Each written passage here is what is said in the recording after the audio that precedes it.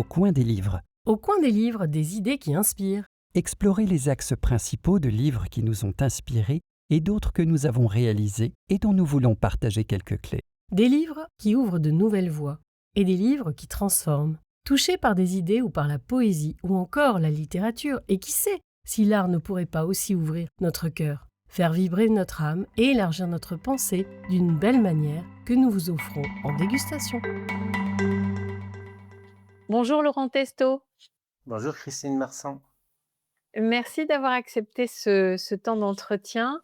Je vous propose de nous faire vivre un parcours intéressant et profond au travers de l'histoire globale et plus précisément sur l'évolution de l'Anthropocène. Nous allons y revenir puisque ça sera avec deux contenus de deux de vos ouvrages. Cataclysme et Vortex. Est-ce que vous voulez bien, dans un premier temps, vous présenter, c'est-à-dire dire de vous ce que vous avez envie de dire aujourd'hui, ce matin? D'accord. De formation, je suis journaliste, donc je suis journaliste scientifique. J'ai travaillé longtemps à Sciences humaines où on brassait une approche pluridisciplinaire, on va dire, sur l'ensemble des sciences qui sont enseignées en fac de lettres, pour faire court. J'ai découvert l'histoire globale en 2005 au hasard de mes prospections de sujets. C'est une histoire qui est pratiquée aux États-Unis depuis maintenant 70 ans et qui vise à essayer de reconstituer les passés, mais de manière très globale, de manière d'ensemble, en mettant l'accent sur les dynamiques entre les sociétés plutôt qu'entre celles qui les opposent. C'est-à-dire, en gros, ça s'oppose au choc des civilisations. Cela montre en quoi, en fait, les sociétés ont toujours échangé, commercé et se sont enrichies de leurs différents apports et que c'est comme ça qu'on peut mieux expliquer l'histoire mondiale et notamment en faisant une histoire commune. C'est-à-dire, vous demandez à un économiste ce qu'est l'histoire de l'humanité, il aura une vision qui vaut ce qu'elle vaut. Un anthropologue aura une autre vision, etc. L'histoire globale, elle essaye de mettre d'accord tous ces sujets et de les mettre raccord également avec ce que montre l'archéologie ou les sciences de l'environnement sur l'évolution du climat, par exemple, parce qu'on sait que le climat influence les sociétés et ainsi de suite. Et c'est justement parce que le climat influence profondément les sociétés que, quelque part, l'histoire globale est devenue, sa partie la plus dynamique, on va dire, c'est l'histoire globale environnementale et c'est pour ça que j'en suis venu, quand j'ai quitté Sciences humaines, à écrire, ce livre, Cataclysme, qui est un précis d'histoire globale environnementale telle qu'elle a été, rédigée depuis, peut-être pas 70 ans, mais au moins depuis 50 ans par différents auteurs américains et qui a été très peu écrite en France. En tout cas, il n'y avait pas de synthèse de cette histoire-là, donc j'ai souhaité l'écrire avec Cataclysme, qui est paru en 2017 chez Payot. Eh bien, je vous remercie pour ce début. Avant de rentrer dans le vif du sujet du premier ouvrage, puisqu'on va évoquer les deux, hein, Cataclysme et Vortex, vous avez commencé en introduction à distinguer l'histoire globale et vos propos du choc des civilisations. Comme certains sont sans doute plus comment dire? Connaisseurs ou ont entendu parler du choc des civilisations, est-ce que vous pouvez nous en dire 2 mots de cette distinction que vous mentionnez, s'il vous plaît?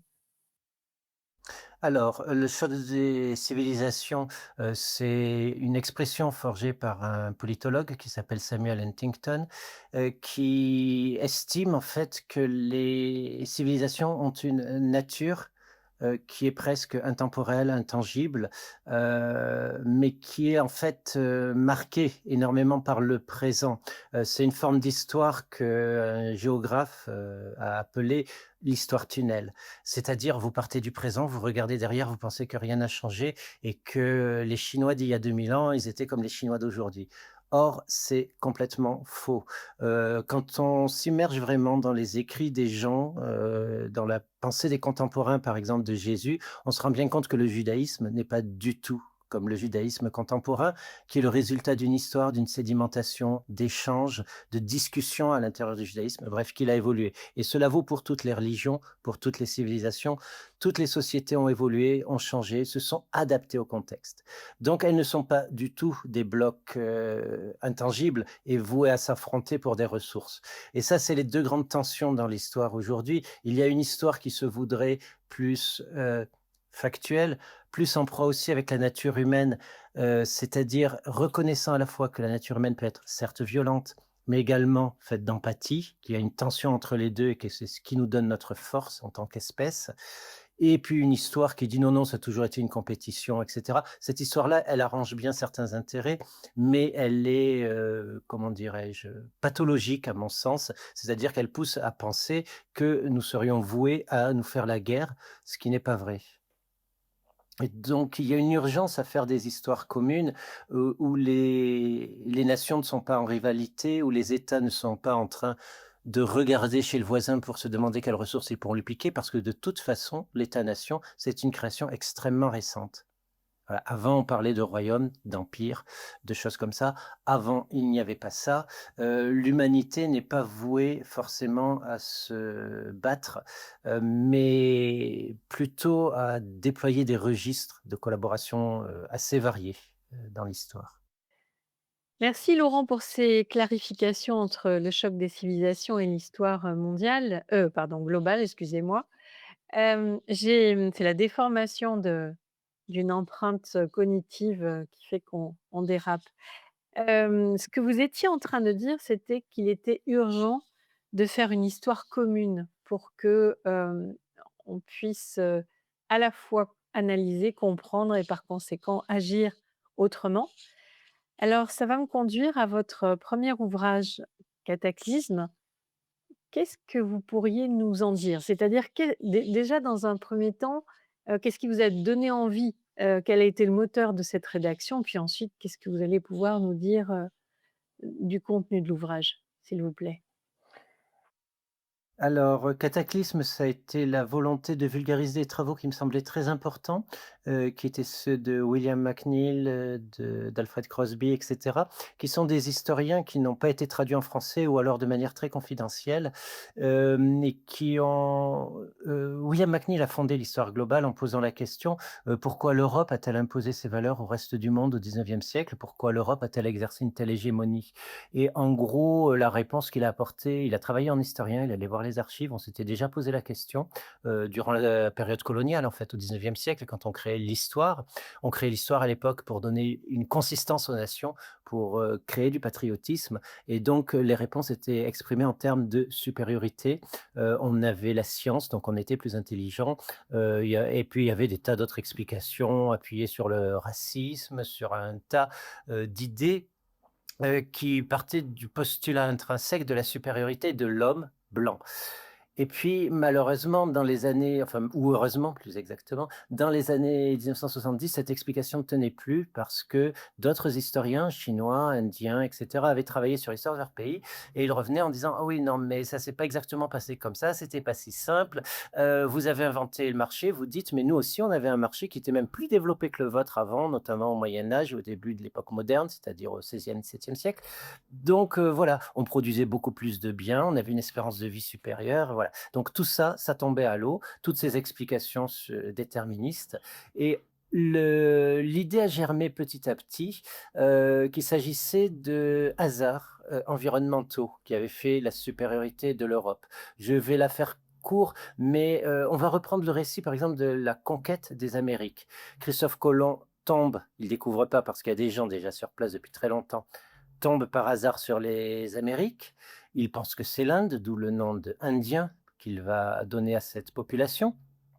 Et puis, le récit continue. 30 ans après, Cortés, avec un millier de soudars, attaque la confédération aztèque, qui compte à peu près 17 millions de sujets, dont à peu près 10% sont des spécialistes de la guerre, de la noblesse, etc. On va faire un peu anachronique, mais on peut parler de noblesse guerrière. Et il gagne en 2 ans. Et voilà, ça ne dérange personne, mais on se peut se poser la question, l'Afrique, elle est plus près. Les Portugais essayent de prendre pied en Afrique. Ils n'y arrivent pas. Ils essayent aussi de conquérir la Chine exactement selon les mêmes méthodes que Cortés. Ils n'y arrivent pas. Donc, qu'est-ce qui fait que les Amériques tombent? L'Empire Inca tombe 10 ans plus tard, donc dans les années 1530. Mais voilà, comment se fait-il que les Amériques tombent alors que l'Afrique, qui est tout aussi vulnérable, qui a le même type de société, la même densité de population, le même niveau technologique, résiste jusqu'au 19e siècle. Et en fait, la réponse, c'est Alfred Crosby qui l'apporte avec la thèse de l'échange colombien, qui est maintenant largement acceptée.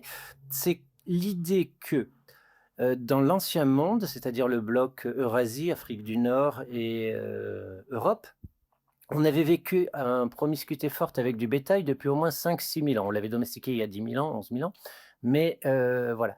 Et durant ces années-là, eh ben, nos ancêtres ont été confrontés à des tas de maladies parce que des pathogènes, virus, microbes, sont passés du porc, de la vache et du poulet vers l'humain et réciproquement. Ça a été un bouillon de culture et nous sommes devenus résistants à toutes ces nouvelles maladies qui ont été apportées par l'invention de l'agriculture, en fait, que ce soit la rougeole, la rubéole, la peste, etc., etc. Et conséquemment, quand on a débarqué dans les Amériques où il y avait beaucoup moins d'animaux domestiqués, les Amérindiens n'avaient pas du tout toutes ces maladies et c'est la variole, en fait, qui a gagné la guerre, de Cortés. La variole a tué la moitié des Aztèques durant les 2 ans de campagne de Cortés, ce qui fait que la société aztèque s'est effondrée et que les Espagnols ont pu la soumettre facilement. Même, chose pour, la conquête de l'empire inca et en fait, si l'Afrique n'a pas été conquise, c'est tout simplement parce que le différentiel de maladies jouait à l'envers.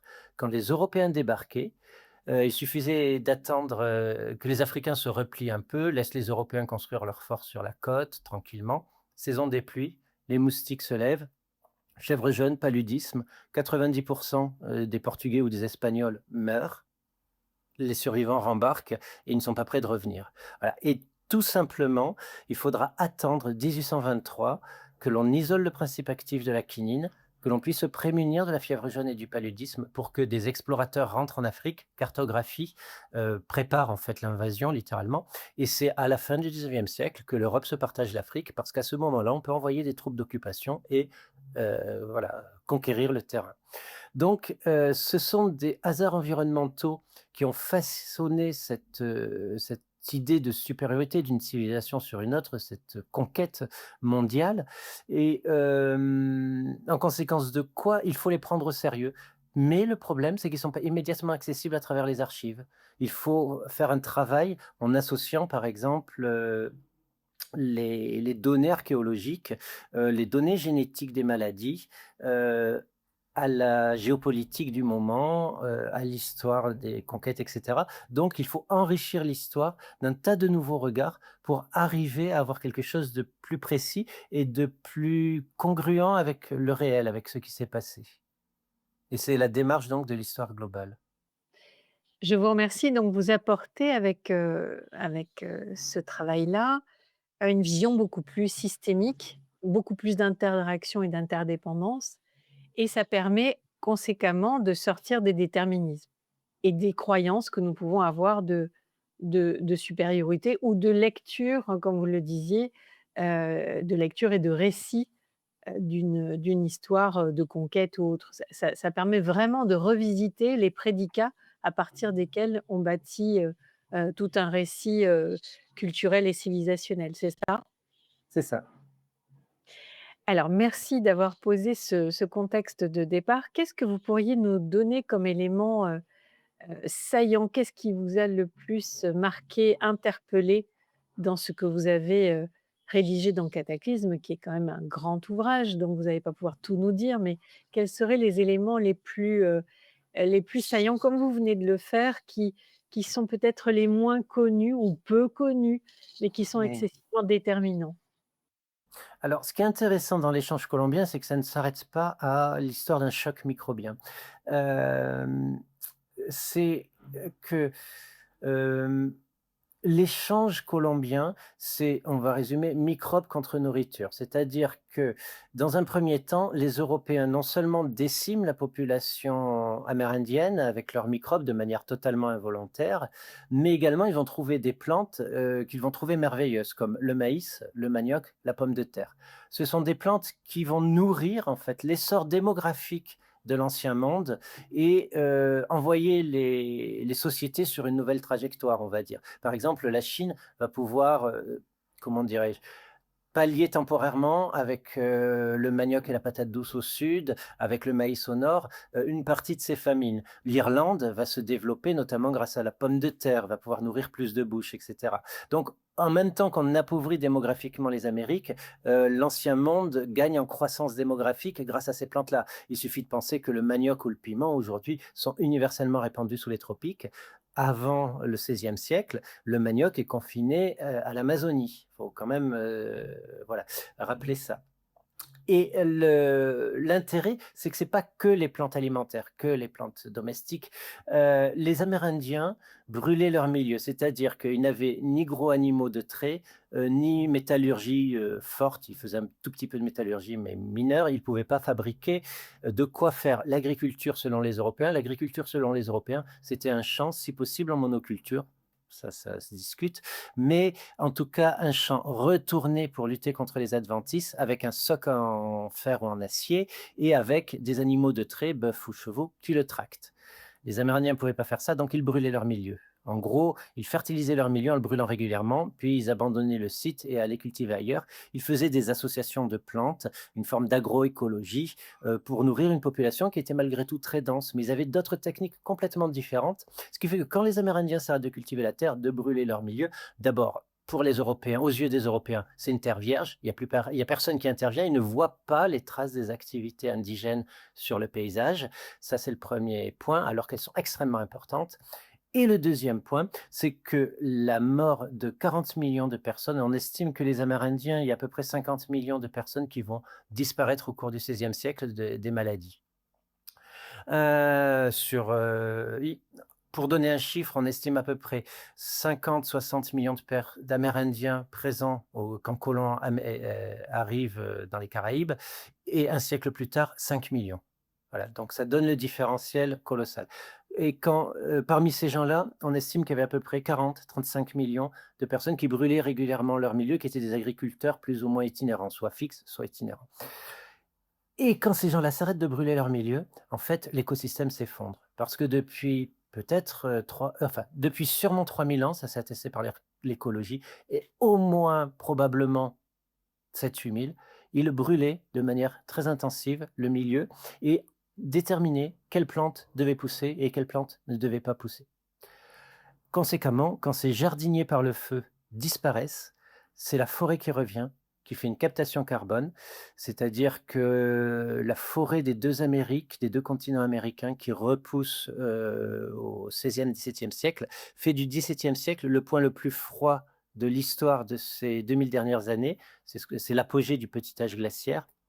Tout simplement parce que cette forêt-là, elle capte et séquestre du carbone, elle est en train de pousser sans plus que personne ne la brûle. Et c'est une forêt qui change de nature par ailleurs, parce qu'énormément de plantes invasives arrivent de manière inattendue depuis l'Asie, depuis l'Europe, depuis l'Afrique, et remplacent les plantes indigènes puisqu'il n'y a plus de sélection de plantes. Donc on change radicalement les écosystèmes américains complètement involontairement, mais c'est pour ça que l'échange colombien, finalement, il se prolonge sur quelque chose qui est beaucoup plus profond et qui anticipe ce qui va nous arriver à nous maintenant. C'est vraiment le changement des écosystèmes. Il y a des écosystèmes qui vont être radicalement transformés de manière involontaire par ces échanges biologiques interocéaniques. Donc l'échange colombien, c'est bien plus qu'une explication de l'histoire de la conquête des Aztèques et des Incas, c'est plus profondément l'histoire du changement biologique des deux Amériques et d'une préfiguration de ce qui va arriver. Et dans un deuxième ouvrage, après avoir écrit L'échange colombien, Alfred Crosby écrit l'impérialisme écologique, c'est-à-dire qu'il apporte la réponse à la question fondamentale de l'histoire globale, pourquoi l'Europe a-t-elle dominé le monde au XIXe siècle? Il dit, en fait, les Européens, bien, en arrivant involontairement avec leurs plantes invasives, vont changer le visage de l'Amérique et faire de l'Amérique des paysages américains, une reproduction des paysages européens en termes de forêt, en termes de milieux. Les vaches vont pâturer et remplacer les bisons. Les forêts de chênes vont commencer à apparaître et faire reculer d'autres forêts. Les porcs vont être lâchés dans la nature, assécher les marécages dans lesquels les Amérindiens autrefois se procuraient un certain nombre de plantes alimentaires. Et voilà. Et l'écosystème en Amérique du Nord va commencer à ressembler à l'écosystème britannique d'autrefois. L'écosystème mexicain va commencer à ressembler à l'écosystème espagnol. Il y a fertilisation croisée. Il y a bien sûr des plantes comme l'agave qui vont passer du Mexique vers l'Espagne et vers d'autres lieux. Mais dans l'ensemble, les Européens peuvent s'implanter dans des nouveaux écosystèmes en les changeant de manière involontaire parce qu'en faisant reculer les populations indigènes, en les détruisant, pour partie volontairement et pour partie involontairement, ils vont affecter complètement les écosystèmes. Et cela m'amène à une distinction fondamentale, en fait, qu'amène l'histoire globale pour la compréhension de ce qui est en train d'arriver aujourd'hui. C'est que l'on pense fréquemment, on sait qu'il y a un changement climatique en cours, qu'il est dangereux, qu'il est rapide et qu'il est inédit. C'est-à-dire, ça fait 100, 150 ans que nous réchauffons notre climat et ça s'accélère. Et on a tendance à penser l'effondrement de la biodiversité, l'effondrement du vivant, comme étant synchrone. C'est complètement faux. Ça fait pas 150 ans, 100 ans que l'on modifie le vivant, ça fait au moins 10 000 ans. Et bien sûr, c'est en train de s'accélérer, mais ce n'est pas la même synchronicité, ce n'est pas en synchronicité. En revanche, c'est en train de jouer aujourd'hui en synchronicité, c'est-à-dire que l'un aggrave l'autre et réciproquement. Donc l'enseignement d'histoire globale, c'est d'apprendre à penser ces différents dangers, on peut parler peut-être de crise, ces différentes crises de manière plus approfondie et de voir les interactions entre les deux. Donc ça nous enseigne le destin des Aztèques, en fait, nous donne aussi des clés pour notre destin à nous, pour essayer d'éviter ce qui s'est passé.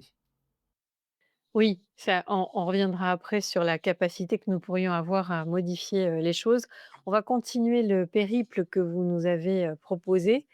Donc vous dites: «Non, non, ça n'est pas forcément synchrone et contemporain, ça a commencé il y a à peu près 10 000 ans». Donc qu'est-ce qui a commencé à partir de ce moment-là? Est-ce que vous pourriez nous en dire quelques mots? Alors, en fait, c'est l'objet de Cataclysme, c'était aussi l'idée de montrer comment, depuis l'apparition de notre, genre, c'est-à-dire le genre nous sommes des Homo sapiens, comme vous le savez, donc genre Homo, et puis espèce sapiens.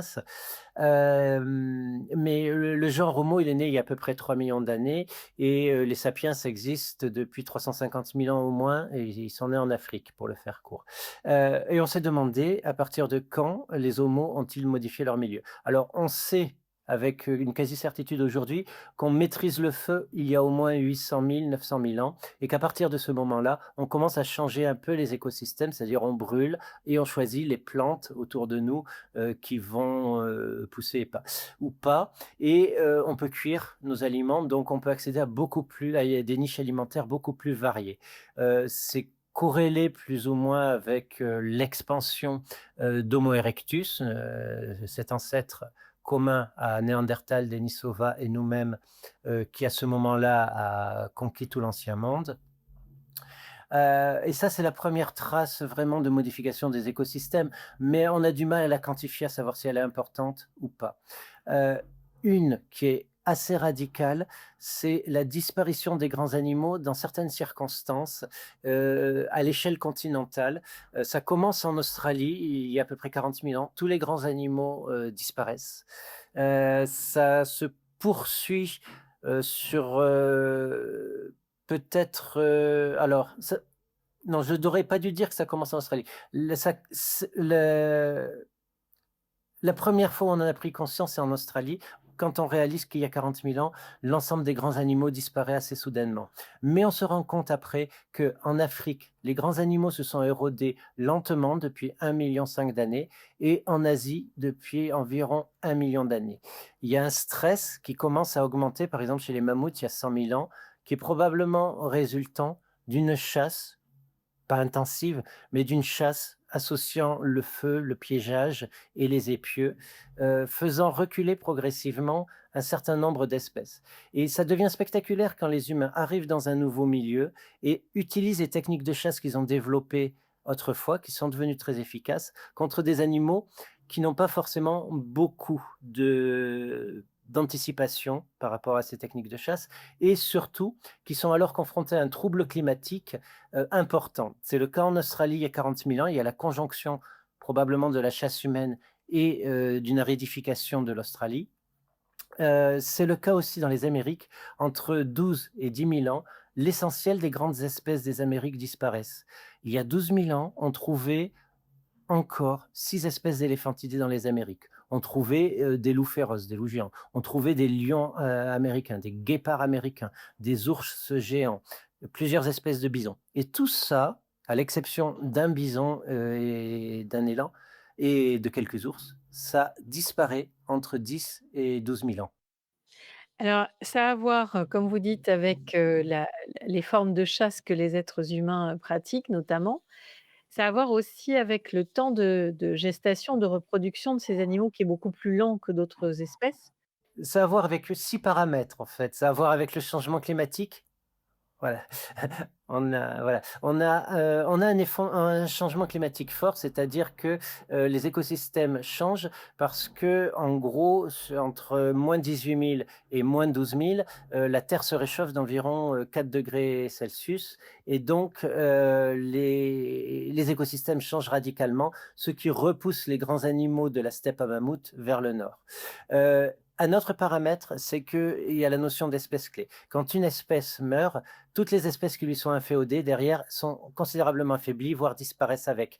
Ainsi du mammouth, le mammouth ouvre des clairières, le mammouth crée son écosystème autour de lui, le mammouth déplace des nutriments et on estime qu'il y a environ 200 espèces de petits animaux comme des poux dans sa toison, comme des insectes ou des arthropodes qui vont décomposer ses excréments, etc., qui lui sont directement inféodés. Quand il meurt, toutes ces espèces-là disparaissent. Par ailleurs, les prédateurs eux-mêmes, qui se nourrissent de ces grands animaux, quand ces grands animaux se raréfient puis disparaissent, ces prédateurs-là passent également l'arme à gauche. Donc il y a les changements des écosystèmes, le changement climatique, la chasse humaine, la modification anthropique des paysages par le feu.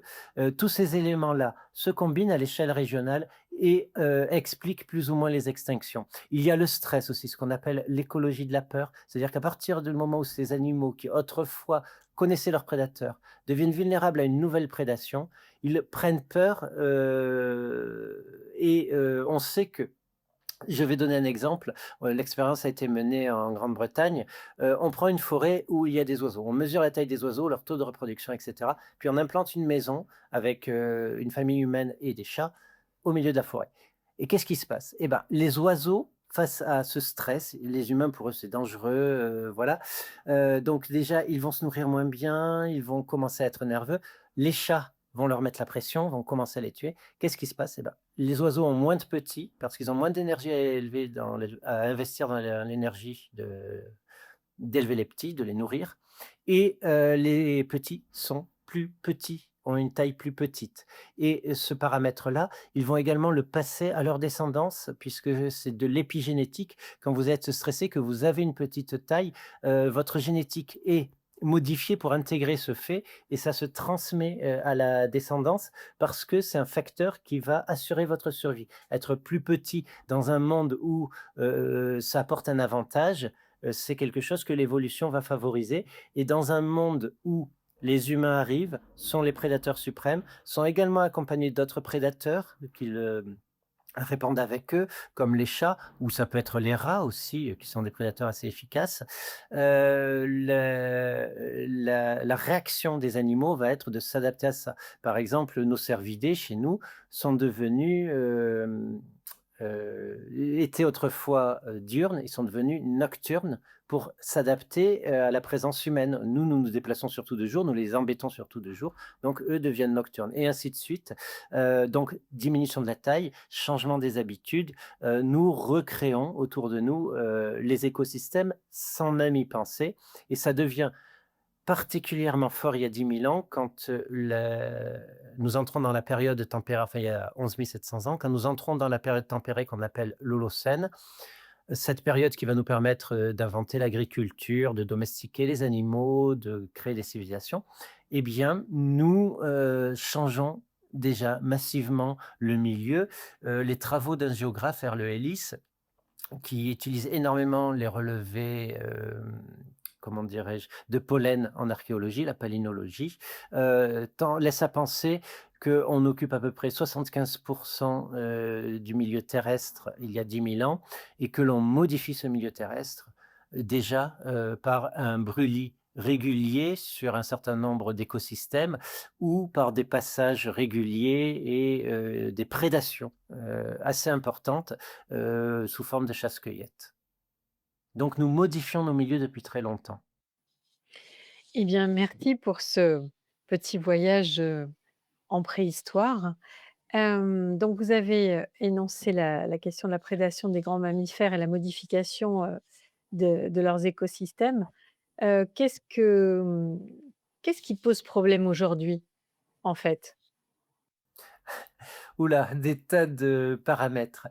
Hem, c'est l'intensification d'abord de cette pression, c'est ensuite, le fait que nous avons développé, au fil de comment dirais-je? De différentes, expérimentations sociétales, des capacités de collaborer de plus en plus importantes et des capacités d'extraire des ressources de nos milieux de plus en plus importantes. En fait, quand les chasseurs-cueilleurs, altéraient un milieu, ils ils en prenaient conscience sur le temps long et parfois ils corrigeaient la trajectoire. On sait que c'est le cas en Amazonie, par exemple, où, dans un premier temps, on pense que l'action humaine a appauvri les biotopes, notamment par l'extinction des grands animaux. Mais ensuite, quand la forêt s'est densifiée, a poussé, les Amérindiens ont fertilisé le sol et ils ont, multiplié, en fait, les espèces d'arbres ils ont diversifié en fait la forêt. Voilà. Ils ont rendu cette forêt-là plus écodiverse que ce qu'elle aurait été naturellement sur le temps long. Donc l'action humaine n'est pas forcément négative. L'action humaine peut être très positive. On sait que diverses communautés, je parle par exemple des Bichnoi dans Cataclysme, ont conquis, ont fait progresser, des écosystèmes forestiers contre les déserts, notamment dans le désert du Thar pour les Bichnoi en Inde. On sait que d'autres communautés ont créé des oasis littéralement dans le Sahara. Donc on peut, enrichir, les écosystèmes, amener avec nous des arbres, les planter, faire en sorte que des animaux viennent, et cetera, cohabiter avec ces animaux. Tout ça, c'est tout à fait possible. Heu, une fois ceci posé, il faut bien comprendre que nous faisons tout le contraire, depuis, on va dire, depuis de manière très intensive, depuis 70 ans, nous avons développé une civilisation, qui extrait énormément de ressources et qui considère, les animaux ou les forêts comme des ressources exploitables industriellement, ce qui est une erreur qui nous met en danger, en fait. Parce que nous avons besoin des écosystèmes pour vivre, pour le faire simplement. Donc ce que vous êtes en train de pointer, c'est d'abord que le rôle de l'être humain n'est pas que négatif, ce qui laisse quand même, de l'espoir, sur notre espèce, mais que ce qui est important, c'est cette question du temps long. C'est-à-dire qu'à partir du moment où l'être humain observe ce qu'il fait, en a conscience, observe et en a conscience, il peut modifier et changer sa trajectoire. Est-ce que vous êtes en train de dire, mais vous allez, répondre vous pour savoir si vous mettez ce marqueur-là à ce moment-là, on pourrait dire que, la modernité, caractérisée par science et industrialisation après coup, accélère les processus et ne permettent pas forcément d'être dans ce temps long de l'observation et par conséquent, nos modifications de trajectoire sont encore plus fragiles et délicats. Oui, alors il faut bien avoir conscience, on parle des temps modernes à partir du XVIe siècle, il faut bien avoir conscience qu'il y avait plusieurs modernités qui coexistaient. On peut prendre par exemple, il y a un laboratoire extraordinaire qui s'appelle le Japon, qui était relativement isolé du point de vue diplomatique, à l'époque et les Japonais géraient leur milieu d'une certaine façon et les Européens d'une autre. Mais ils étaient confrontés au même problème, des villes en expansion, qui dévoraient les surfaces boisées. À ce moment-là, on voit que les loups, sont sont stressés, ils perdent leur habitat et ils commencent à faire un peu de prédation sur les humains. Et du coup, il y a 2 réactions d'un bout à l'autre de l'Eurasie. Il y a la réaction européenne, on va exterminer les loups parce qu'on est en danger. Enfin, et quand je dis que les loups font de la prédation sur les humains, en général, ils s'introduisent de nuit dans les villages et ils attaquent des humains très faibles comme des nourrissons ou des vieillards. Mais bon, voilà. Et le même phénomène au Japon, les Japonais réagissent d'une autre façon. Pour eux, les loups sont des esprits, des partenaires. Et donc, du coup, ils font des négociations, littéralement de la diplomatie lupine. En gros, ils font des processions en sortant leurs kami, leurs esprits des sanctuaires. Ils vont dans la montagne et ils font du bruit, du tambour, des tambours, etc., pour signifier aux loups qu'ils souhaitent que ça se passe différemment. On peut l'exprimer comme ça. Dans leur esprit à eux, ils négocient avec les esprits la tranquillité. Et en fait, il y a 2 façons de réagir par rapport au milieu. Il y a 2 familles de réactions. C'est essayer de s'adapter au milieu, de négocier, de voir ce qui est faisable sans trop l'altérer. Et puis, il y a la façon, on altère définitivement, on enlève ce qui nous plaît pas ou on prédate ce dont on estime avoir besoin sans considération pour la suite. Et l'Europe, donc la modernité européenne, a consisté à monter un récit économique qui s'est progressivement enrichi, structuré, etc., mais qui repose sur la prédation, l'extraction de ressources. Mais ça a été formidablement efficace. Je m'explique. Euh, à partir du 19e siècle, l'Europe soumet le reste du monde à sa volonté et commence à drainer des ressources du monde entier. Et c'est formidablement efficace pour sortir du cycle des famines. Par exemple, l'Angleterre, la France et d'autres pays se retrouvent à l'abri des famines à partir du 19e siècle. Pas l'Irlande, parce que l'Irlande est une colonie britannique. Elle connaît une énorme famine suite à une maladie qui détruit les pommes de terre. À peu près au milieu du 19e siècle. L'Inde connaît également 3 famines catastrophiques, plusieurs dizaines de millions de morts dans la seconde moitié du 19e siècle. Et pourtant, à ce moment-là, l'Inde exporte du blé par des mécanismes qui ont été mis en lumière par Mike Davis dans Génocides tropicaux. L'Inde exporte du blé vers la métropole, vers la Grande-Bretagne. Elle est une colonie britannique. En dépit du fait qu'il y ait des famines sur place, l'Inde produit quand même de quoi nourrir la Grande-Bretagne et mettre la Grande-Bretagne à l'abri de la famine. Donc on voit bien se développer une économie inégale qui repose sur la prédation. C'est-à-dire que ce n'est pas que par l'intensification de son agriculture et de son industrie que l'Europe arrive à se développer au XIXe siècle, à connaître, à nourrir un essor démographique énorme qui lui permet d'envoyer des soldats un peu partout sur la planète, puis des populations pour s'établir en Australie, en Amérique, là où les populations autochtones ont reculé, fortement ont reculé. Mais également, c'est parce qu'il y a cette prédation qui s'est opérée. La leçon, c'est que notre civilisation, elle repose sur l'extractivisme. Ça peut être l'extractivisme de ressources sur d'autres sociétés. C'est le cas aujourd'hui en Afrique. Par exemple, on utilise maintenant des téléphones, des smartphones, y compris en direct au cours de cet entretien. Certains des minéraux, notamment le coltan, sont extraits de l'Afrique et on le paye au fil d'une chaîne de logistique moralement très discutable, on le paye très peu cher par rapport à sa valeur réelle, ce qui fait que l'Afrique va rester sous-développée. Mais on en a besoin de manière inconsciente pour que ces systèmes-là persistent. Et en fait, ça nous amène à quelque chose qui est l'impensé du capitalisme, c'est-à-dire que le capitalisme nous dit tout le monde va être heureux, tout le monde va recevoir des biens, tout le monde va vivre bien. Mais en fait, le capitalisme s'est construit en spoliant d'autres ailleurs. D'autres, que ce soit des humains, en les spoliant de leurs ressources en blé, par exemple, pour l'Inde au XIXe siècle, ou en spoliant des milieux naturels, des non-humains, en détruisant des ressources qui étaient utilisées par d'autres vivants pour que nous vivions mieux. Et la logique, c'est que comme on est en train de réaliser que la planète est finie, que les ressources sont limitées, c'est que seuls les plus forts, en fait, pourront continuer à vivre sur ce pied-là de niveau de vie, de développement, et qu'il faudra, en contrepartie, que d'autres souffrent ailleurs. C'est la logique aujourd'hui de Trump, très clairement. C'était déjà la logique de Xi Jinping depuis longtemps. La Chine est en train d'annexer le reste du monde, notamment l'Afrique, les terres, les ressources minières et cetera, et vraiment avec les mêmes méthodes, c'est vraiment frappant, que, ce que l'Empire britannique au 19e siècle, exerçait à l'échelle planétaire. C'est les mêmes ressorts, associant, la menace, associant comment dirais-je? Les investissements qui obligent ensuite à rentrer, dans des formes de marché, et cetera et cetera. Donc,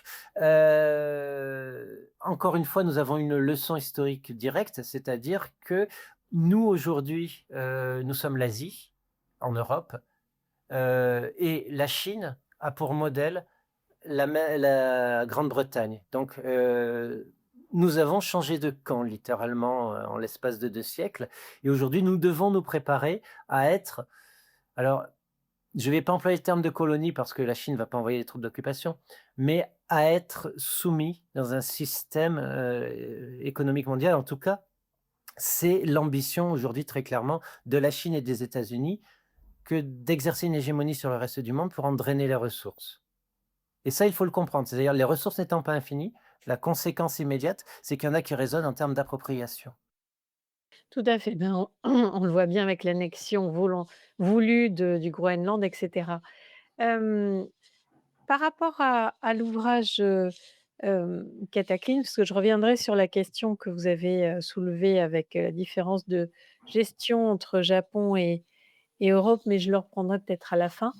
Est-ce que vous avez d'autres éléments, saillants que vous avez envie de nous partager, du livre Cataclysme avant qu'on entre dans le suivant? Est-ce qu'il y a autre chose que vous avez, rédigé là qui vous semble important de partager? Dans Cataclysme, bon, il y a énormément de choses, donc je renvoie le lecteur s'il est intéressé à la lecture du livre. Oui, je vais juste introduire peut-être une sorte de transition, vers l'ouvrage suivant. J'imagine que vous voulez parler de Vortex? Oui, entre Cataclysme et Vortex, j'ai écrit plusieurs livres. C'est juste pour les présenter très rapidement parce qu'ils ont leur importance dans cette évolution. J'ai fait un livre, Homo Canis qui raconte l'histoire du monde par les yeux des chiens. C'était pour montrer à quel point, en fait, on avait modifié les écosystèmes. Les chiens sont l'animal le plus modifié par l'homme, celui qui nous accompagne depuis le plus longtemps, au moins de 18 000 ans, et je trouvais très important de raconter cette histoire scientifique de la cohabitation entre chiens entre ces animaux-là et les humains. Voilà, du point de vue éthologique, du point de vue écologique, et cetera. Et j'ai écrit également d'autres livres, mais il y en a un qui me tient particulièrement à cœur parce qu'il m'a demandé, pas mal de travail, il m'a fait réaliser beaucoup de choses sur les écosystèmes. C'est un livre sur les forêts, une histoire des forêts, qui lui, raconte comment nous avons modifié nos couverts forestiers justement depuis 10 000 ans, comment nous les avons altérés et qui complète assez bien Cataclysme pour moi. Merci. Donc, vous avez vraiment mis l'accent sur la notion, de système à comprendre et qui est dans l'histoire, globale. Donc comment est-ce qu'on arrive à saisir que dans toutes ces disciplines diverses et variées, si elles sont lues ensemble, on a une autre compréhension de notre histoire et de notre empreinte sur le vivant en général, sur nos écosystèmes. Et ça vous a conduit notamment, hein, à part les autres ouvrages cités, à rédiger Vortex, donc un ouvrage qui est heu, plus illustré, donc sans doute plus facile à saisir, en synthèse et qui est foisonnant aussi et qui vient, mentionner, expliquer, ce qu'est l'anthropocène. Est-ce que vous avez envie de nous en parler? Déjà, quelle est votre définition à vous de l'anthropocène? Qu'est-ce que cet ouvrage dit d'autre par rapport, aux autres ouvrages, sur l'anthropocène? Et puis je continuerai les questions après. Oui, alors je vais venir à la genèse de Vortex parce que, d'abord ça serait injuste de dire que j'en suis l'auteur, j'en suis le co-auteur. Nous sommes 2. Je l'ai coécrit avec Nathanaël Wallenhorst. Alors, avant de rentrer dans le vif du sujet, je vais expliquer la genèse, de l'histoire. En 2020, j'ai codirigé avec Laurent Hayet, qui est un ingénieur risque, un livre sur les risques d'effondrement de la société. En gros, l'histoire de Cataclysme, c'est un livre qui est passé assez inaperçu parce qu'il a été publié en plein milieu de l'élection de Macron, donc personne n'en parlait et puis il a commencé à passer par le bouche à oreille dans ce que j'appelle les milieux effondristes, les milieux collapsaux, autour de Pablo Servigne, et cetera et j'en ai énormément parlé et il s'est beaucoup diffusé, dans cette communauté-là qui s'intéressait en fait aux effondrements de civilisation et surtout à l'effondrement de notre civilisation potentielle, même si Cataclysme ne parlait pas, expressément des effondrements de civilisation. En fait, c'était l'idée: comment est-ce qu'une société réagit à un stress?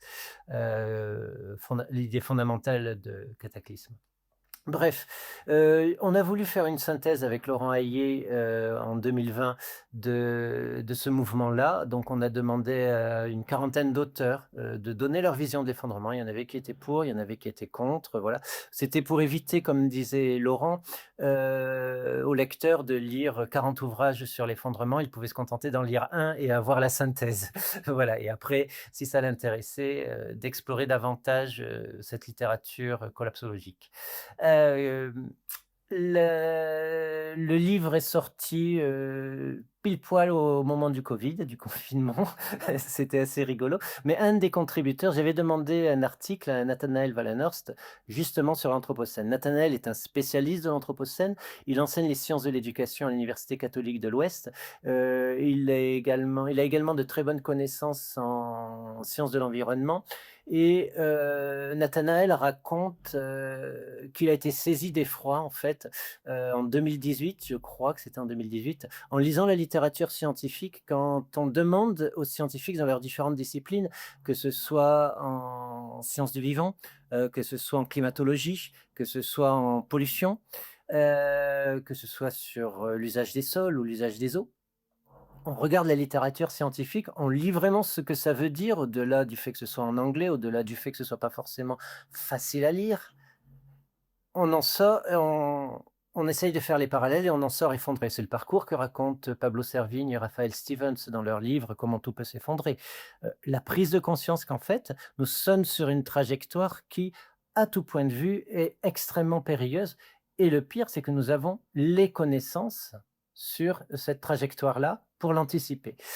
Et la notion d'anthropocène, en fait, permet de mettre tout ça en lien dans un ensemble commun. On ne parle pas que du changement climatique comme un isolat, que de l'effondrement de la biodiversité comme un isolat, que des pollutions comme un isolat, parce que tout ça, ça interagit entre soi. Un exemple classique, le changement climatique va assécher des forêts, donc détruire la biodiversité. Ces forêts-là vont être tellement stressées que les arbres vont mourir ou que ces forêts vont brûler.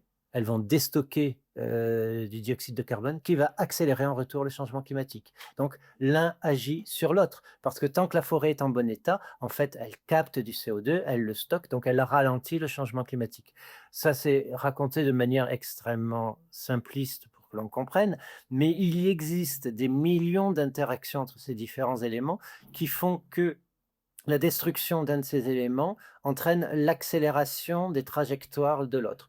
Ou parfois, à l'inverse, on peut avoir des retours en arrière ou des points de bascule, c'est-à-dire le passage d'un seuil où ça va tellement loin que l'on change littéralement d'état.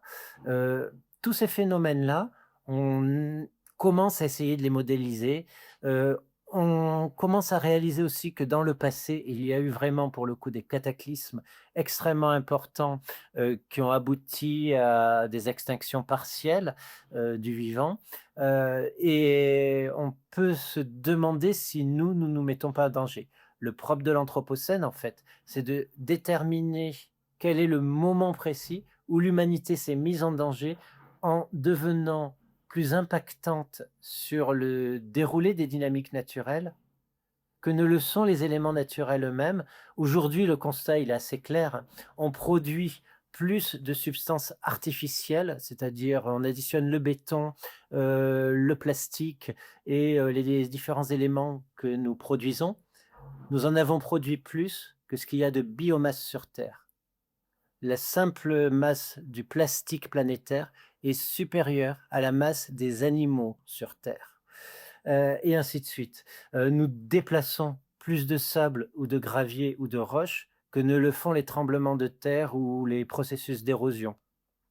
Nous affectons la fertilité des sols beaucoup plus rapidement qu'elle se reconstitue.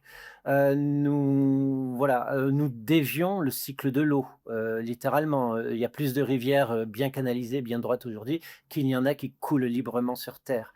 Nous acidifions l'océan et c'est acidifié, c'est comme c'est une logarithmique de près d'un tiers en l'espace de 2 siècles en absorbant, du carbone. Nous changeons la composition chimique, des eaux des animaux. Nous pouvons multiplier les exemples, nous changeons la couleur des fleurs. On a dans Vortex, on s'est presque amusé, on va dire, parce que parfois ça devient tellement baroque, à lister ce qu'on appelle les clous d'or qui nous échappent. C'est assez surréaliste la liste, des éléments par lesquels nous changeons, notre milieu, voilà. Alors, le gros problème, c'est que ça pourrait être juste amusant. La difficulté, c'est que c'est le vivant qui rend notre planète habitable. C'est-à-dire que sans les écosystèmes qui produisent de l'oxygène, qui font qu'on a de l'eau pure, qui font qu'on mange, des plantes ou des animaux qui sont nourris de plantes, et ben, sans les écosystèmes, on ne respire plus, on ne boit plus, on ne mange plus. Donc, c'est mal barré si on les détruit.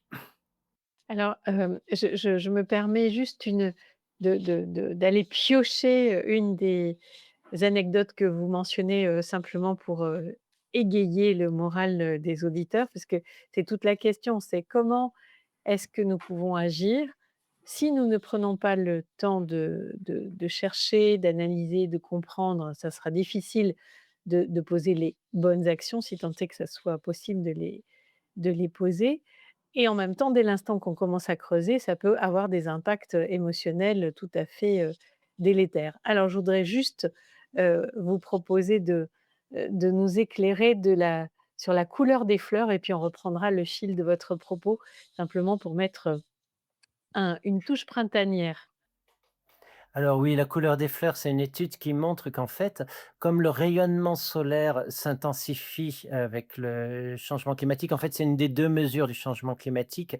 C'est, d'une part, la quantité de CO2 dans l'atmosphère, de dioxyde de carbone, et d'autre part, l'intensification induite, du rayonnement solaire, exprimé en watts, par mètre carré. Et comme ce rayonnement-là, s'est accru, notamment en haute altitude, les fleurs produisent plus de certaines substances pour filtrer, les UV, et donc leur couleur a évolué depuis 30 ans. Mais ça se voit aussi sur la couleur des lacs en altitude, c'est plus la même. Même la couleur du ciel a été très légèrement modifiée. Alors c'est visible sur des appareils, c'est pas visible à l'œil humain, et de toute façon sur 30 ans, ça aurait tellement glissé qu'on ne s'en serait pas rendu compte. Mais, il y a des paramètres assez étonnants, qui sont en train de changer. Il y en a qui sont également invisibles, mais qui sont particulièrement inquiétants. La fonte des glaces, par exemple, peut entraîner, un accroissement des risques de séisme ou d'activité volcanique. Voilà, il y a plusieurs paramètres comme ça, qui sont assez inattendus, et qu'en fait, on ne maîtrise pas, ce qui fait que on a des modèles qui nous informent assez bien de ce qui va se passer, sauf que, comme on introduit de plus en plus de paramètres et qu'il y a de plus en plus de paramètres affectés qu'on n'avait pas vu venir, on commence à avoir des surprises, y compris dans les modèles. Par exemple, personne n'avait anticipé, la hausse des températures de surface des océans qu'on connaît depuis, 2 ans. Ce qui fait que personne n'avait anticipé qu'on resterait aussi longtemps, dans un petit moment extrêmement chaud. Ça fait maintenant, 16 mois que nous sommes au-delà de l'accord de Paris, au-delà des 1,5 °C, et ça, c'est lié à une hausse inattendue des températures de l'océan. Et on ne se l'explique pas. En gros, les océans ont pris 0,8 °C en moins de 30 ans dans leur température de surface, c'est colossal. c'est inattendu. On a essayé de trouver des explications. C'est probablement lié aux aérosols, à l'interaction des aérosols humains, c'est-à-dire des particules que nous émettons par notre industrie, vis-à-vis du plafond nuageux, mais ça pourrait être dû à d'autres phénomènes. C'est partiellement amplifié par le cycle El Niño, La Niña. C'est voilà. Mais, ce qui est quand même étonnant, c'est que, on n'arrive pas à déterminer exactement ce qui se passe et en gros, ça veut dire quelque chose. Ça veut dire qu'on se rapproche d'un moment où nous allons entrer dans, ce qu'on appelle le chaos climatique, c'est-à-dire où les variations climatiques ne seront pas forcément complètement dévastatrices et cetera. Elles le sont déjà puisqu'on a des inondations extrêmement spectaculaires. Il suffit de se rappeler Valence ou une intensification des cyclones. Mais, au-delà de ça, on aura de plus en plus de mal à anticiper, à prévoir et cetera, parce qu'un certain nombre de paramètres ne sont pas encore pleinement modélisés. Voilà, donc on est en train de rentrer dans un système plus ou moins chaotique. Rien que ça devrait tirer suffisamment la sonnette d'alarme pour se dire: «Il faut vraiment prendre ce problème à bras-le-corps». Or aujourd'hui, on ne le fait pas. La métrique suprême pour le climat, ça reste les émissions, de gaz à effet de serre. Elles continuent à croître. D'accord. Donc ce que vous étiez en train de pointer aussi dans l'ouvrage, c'est, en suivant, l'axe que vous venez de prendre là, et on reviendra peut-être aux différents mots que vous avez, initiés, mais je prends l'axe que vous pointez là.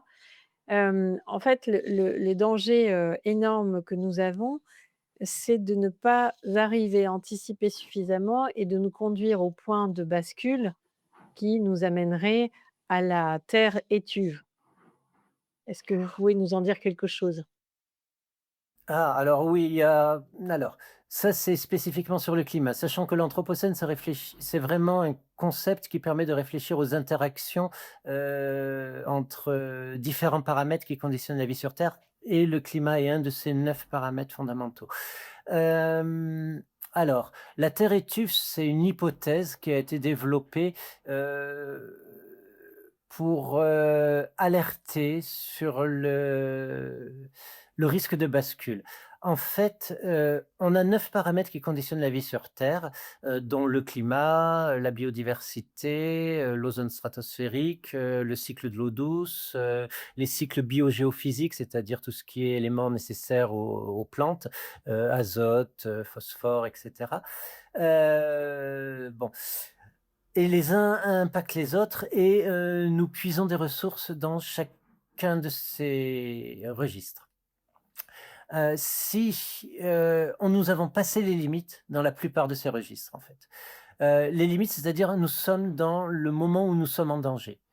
Mais derrière les limites, il y a des seuils. Un seuil, c'est le passage d'un état, de changement irrémédiable. Par exemple, si vous puisez toute l'eau douce, vous n'en avez plus, vous crevez de soif. C'est un changement d'état irrémédiable, vous êtes mort. Si vous poussez le climat trop loin, à un moment, il s'emballe, le réchauffement s'emballe et par exemple, vous arrivez à 2 degrés Celsius, ça sera le cas dans les années, 2040-2050, de réchauffement planétaire par rapport aux températures de référence de la fin du 19e siècle. Et puis, à 2, il y a des risques de bascule de certains éléments du système Terre, par exemple, le pergélisol, c'est-à-dire le sol gelé qui est, en Sibérie, au Canada, en Alaska, se met à dégeler. Il a déjà commencé lentement, mais, il a commencé et il est riche en méthane et en dioxyde de carbone. Mais pour l'instant, son dégel, ça fait de l'eau et il y a des bactéries qui se multiplient dedans et qui consomment ce méthane, qui l'amortissent, qui consomment, le dioxyde de carbone, qui peuvent le stocker en partie. Donc tant que ça va doucement, ce dégel, les écosystèmes l'encaissent. Mais si ça va trop vite, si nous arrivons à 2 degrés Celsius ou peut-être à 2,5, on ne sait pas modéliser exactement où est le point de rupture, ça commencera à excéder les capacités des écosystèmes à absorber l'excédent de gaz d'effet de serre. Et donc, il y aura une émission supplémentaire de plus en plus rapide, de plus en plus forte de gaz à effet de serre. Et dans ce cas, au moment où vous passez ce seuil, qui est peut-être à 2, à 2,5, à 3, personne n'en sait rien, eh ben, vous ne pouvez plus arrêter le système et il s'emballe et il passe à 4, à 5 etc. Et ce qui est valable pour le pergélisol est aussi valable pour les océans, pour les forêts, pour un certain nombre d'autres éléments clés. Plus vous allez stresser ces éléments clés, plus le risque augmente que l'un d'entre eux craque et entraîne en cascade les autres comme dans un jeu de domino. Et dans ce cas-là, nous quittons l'anthropocène parce qu'en fait l'anthropocène, c'est un moment où c'est l'humain qui, même involontairement, heu, contrôle, ce qui se passe sur terre. Là, la nature reprend ses droits, mais elle reprend dans une version considérablement appauvrie parce que, la planète étuve à 5-6 degrés Celsius. C'est vraiment une planète dans laquelle on n'a pas du tout envie de vivre. Même à 2, c'est déjà rock'n'roll. À 2 degrés Celsius, on a quand même, environ 2 milliards de personnes sur terre qui seront dans des zones où, ils ne pourront pas vivre dehors, sans climatisation, sans système de refroidissement, plus de 20 jours par an. Voilà. À 3, c'est 4 milliards de personnes qui devront être déplacées pour survivre. Donc on commence à entrevoir des mondes qui sont, sérieusement, moralement très, très dangereux parce que, on ne sait pas trop comment on partage l'espace. Si, comme c'est modélisé de manière très fiable, l'Inde, l'Indonésie, la Chine du Sud et l'Afrique centrale et la moitié nord de l'Amérique latine commencent à avoir des températures qui excèdent les limites de survie du corps humain et ça, c'est les scénarios à 3 degrés Celsius, dont on parle très froidement, de s'adapter, dans les cercles gouvernementaux aujourd'hui. C'est moi, je me demande comment on s'adapte à un monde comme ça. Voilà. Nous sommes un singe, qui a évolué en Afrique et nous avons sur le reste du monde animal un avantage énorme. Nous nous adaptons très bien à la chaleur. Nous savons suer, notre, excédent d'énergie, sur tout le corps. Nous avons des glandes sudoripares qui suent sur tout le corps.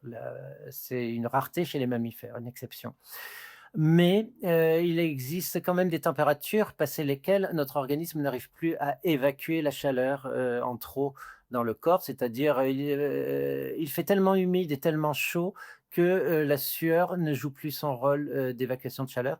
Ça commence aux alentours de 31 degrés Celsius et 100 d'humidité. À ce moment-là, si vous êtes obligé de rester allongé, à halter, voilà, et si vous sortez faire un travail de force, et ben, au bout de 5-6 heures, même si vous êtes en parfaite forme physique, vous aurez des séquelles et vous risquez d'en mourir. Quand je dis des séquelles, c'est des séquelles graves, hein, séquelles neurologiques, séquelles au niveau du rein et du foie, dysfonctionnement des organes internes et cetera, problèmes cardiaques. C'est comme ça que 6 000 ouvriers, venus d'Asie sont morts, en construisant des stades dans le Golfe. C'est en atteignant cette limite, du thermomètre mouillé et cette limite du thermomètre mouillé, donc elle commence à 31 degrés Celsius et 100 d'humidité et puis elle continue selon une courbe presque droite en fait, qui monte jusqu'à 55 degrés Celsius et 0 d'humidité et ces températures-là, en fait, elles n'existaient pas sur Terre au XXe siècle ou presque. On les a relevées au XXe siècle dans 3 endroits sur Terre qui étaient des déserts, qui sont des déserts, hein. Le désert du Danakil en Éthiopie, la vallée de la mort en Californie et un autre désert en Libye. Voilà. Aujourd'hui, ce sont des températures qui frappent régulièrement et en 2022, c'était particulièrement spectaculaire, qui frappent les grandes zones urbaines d'Asie du Sud-Est et d'Asie du Sud. Karachi, Delhi, ont connu des vagues de chaleur, de ce type ces dernières années et c'est un phénomène qui est destiné à s'intensifier. À partir de là, vous avez 2 solutions. Soit vous vous réfugiez dans la technologie, vous, mettez de la clim partout pour que les gens survivent, soit vous vous adaptez, mais dans ce cas, le coût est considérable. L'autre revers, c'est que si vous avez de telles vagues de chaleur, vous n'allez pas récolter grand-chose, donc vous allez dépendre des marchés internationaux pour vous procurer votre nourriture. Voilà et après c'est en cascade.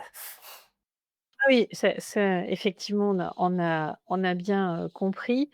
Hem, je voudrais revenir sur le fait que vous avez recensé, dans votre ouvrage Vortex, de nombreux auteurs qui ont écrit sur l'anthropocène, ce qui vous a Mmh. conduit à, faire dériver le mot d'anthropocène de plein d'autres mots. Hem Est-ce que vous pourriez nous en dire quelque chose? C'est-à-dire, hem, qu'est-ce que vous auriez à partager sur cette, richesse sémantique, mais surtout sur ce que chacun peut apporter? C'est surtout ça. Oui, alors l'anthropocène au début, c'est une trouvaille de biologistes et de chimistes de l'atmosphère qui veulent alerter sur les risques d'interaction entre différents problèmes. Ensuite, c'est modélisé, par d'autres chimistes de l'atmosphère qui disent: «OK, on va modéliser 9 limites, on va analyser la littérature scientifique, on va montrer, en quoi on pourrait paramétrer le système Terre, pour qu'il reste favorable à la vie humaine». Et à un moment, il y a des gens des sciences humaines qui ont levé le doigt. Un des plus connus, c'est Andreas Malm, qui est géographe et sociologue, et qui a dit: «Ouais et attendez, anthropocène, décomposons ça. Anthropos, humain et cène, nouveau, enfin, époque géologique de l'humain, l'humain étant le premier agent géologique sur terre». OK, mais le problème, c'est que tous les humains ne sont pas responsables à égalité. Par exemple, le Kényan qui voit sa récolte, foutue pour cause d'inondations ou de sécheresse qui n'arrivait pas avant, il n'a pas beaucoup participé à l'anthropocène, il n'a pas émis beaucoup de gaz à effet de serre, il n'a pas beaucoup dévasté son environnement et cetera. En revanche, le riche américain qui rêve de s'envoyer en fusée, vers la Lune, lui, il émet beaucoup de gaz à effet de serre. Et donc, en gros, Andreas Malm, assez marqué par le marxisme, a dit: «Mais ce n'est pas un anthropocène, c'est un capitalocène». Il y a 10-20 de l'humanité qui a bénéficié de cet extractivisme, de ces changements de paramètres du système Terre pour vivre mieux, et le reste de l'humanité souffre. Donc c'est un capitalocène. Le directeur de thèse d'Andreas Malm, Jason Moore, lui a proposé une autre exception au capitalocène. Il dit: «C'est la construction sur le temps long du capital, à travers le pillage des Amériques, à travers le changement des écosystèmes, à travers la mise en place du système esclavagiste». Donc pour lui, le capitalocène est quelque chose qui remonte à très longtemps jusqu'aux colonies. Et en fait, du coup, on a décidé de parler plutôt de colonialocène ou pour certains, non, ce sont les entreprises. On sait que 100 entreprises ont émis, je crois que c'est près de 2 tiers des gaz à effet de serre dont on souffre aujourd'hui, essentiellement les majeures pétrolières et les entreprises d'extraction charbonnière. Donc on pourrait dire que c'est un business sain. Et ainsi de suite, on peut décliner. Certains ont attaqué le patriarcat sain en remarquant avec justesse que l'essentiel des gens qui avaient modifié le système Terre, c'était quand même, des hommes, de sexe masculin, des patriarches, puisque c'était des gens qui étaient à la tête de fortune, de famille et cetera. Et puis après on peut décliner. Le modèle classique, ce serait celui du thermocène. Ce sont les énergies fossiles, la combustion des énergies fossiles qui nous met dans ce pétrin, donc c'est un thermocène et ainsi de suite. Ce qui est intéressant dans la déclinaison de ces multiples récits, dans Vortex, on en a recensé près de 90. Aujourd'hui, j'en suis à près de 200. Je continue à les compiler, j'ai dépassé les 200, mais peu importe. Ce qui est intéressant dans la multiplication de ces récits, c'est qu'en fait, ils permettent à des tas de gens de s'approprier ça et de dire: «Attention, il y a un point précis là qui est peut-être passé inaperçu et on peut le mobiliser pour agir». Parce qu'en fait, tout à l'heure, vous parliez, de l'anxiété qui naît, de cette connaissance. La seule façon vraiment, comment dirais-je? Mise à l'épreuve et qui fonctionne, d'arrêter cette anxiété, c'est d'entrer dans l'action et le récit motive à l'action parce qu'on partage quelque chose dans un groupe et du coup, on fait quelque chose. Si on se décide de cibler le patriarcat sain, on peut militer parmi des mouvements, féministes, par exemple. Si on décide que l'on se sent vraiment touché, par les récits sur le capitalocène, on peut aller en parler ailleurs et puis commencer à réfléchir, où est-ce qu'on investit son argent, par exemple, ou comment on consomme. Voilà, il y a ces façons de s'approprier l'anthropocène permettent de mettre non seulement en interaction les différentes causes, d'avoir une vision d'ensemble, de ces problèmes, mais également, de passer à l'acte. OK, alors justement, c'est ce que vous avez proposé sur la fin de votre ouvrage. C'est vrai que, c'est tout à fait important de connaître les causes, d'avoir une compréhension, écosystémique, systémique tout court, de voir l'influence des différentes, disciplines, des paramètres et évidemment, à un moment donné, on sent bien que l'écoute, à part si nous étions une IA, mais l'écoute de ces phénomènes vient nous toucher et vient nous bouger au niveau émotionnel. Donc il y a effectivement ceux qui vont continuer à être dans le déni et puis il y a ceux qui vont se dire: «Mais il faut qu'on agisse».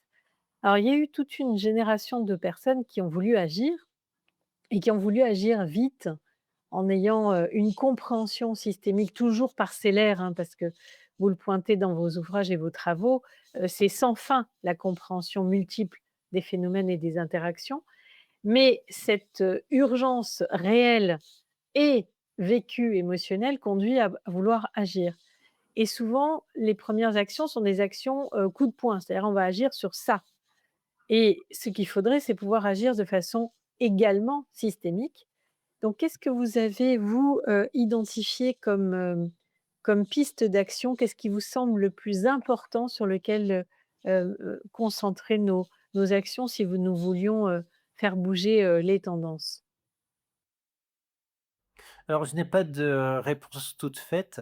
J'insiste sur le rôle du politique, c'est-à-dire la capacité à changer les trajectoires politiques et pas forcément en se basant uniquement sur le vote qui est quelque chose qui est relativement inerte. Mais les initiatives de type, comment dirais-je?